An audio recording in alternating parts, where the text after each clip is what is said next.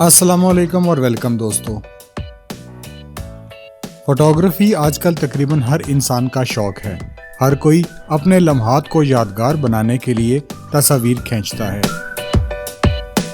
एक अंदाजे के मुताबिक रोजाना तकरीबन 18 लाख तस्वीर खींची जाती हैं, जो कि एक मिनट में 1250 तस्वीर बनती हैं। इनमें से कई तस्वीर ऐसे एंगल और टाइमिंग पर खींची जाती है कि देखने वाले को आंखों का धोखा लगता है।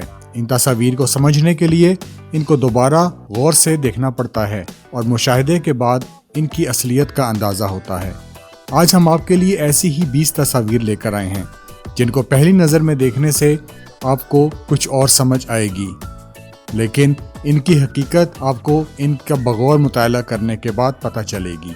आइए देखते हैं ऐसी ही दिलचस्प चंद तस्वीर जो कि अपने एंगल और टाइमिंग की वजह से एक मुनफरिद हैसियत रखती हैं। आखिर में अगर आपको ये वीडियो पसंद आए तो लाइक और सब्सक्राइब करना ना भूलिएगा। शुक्रिया।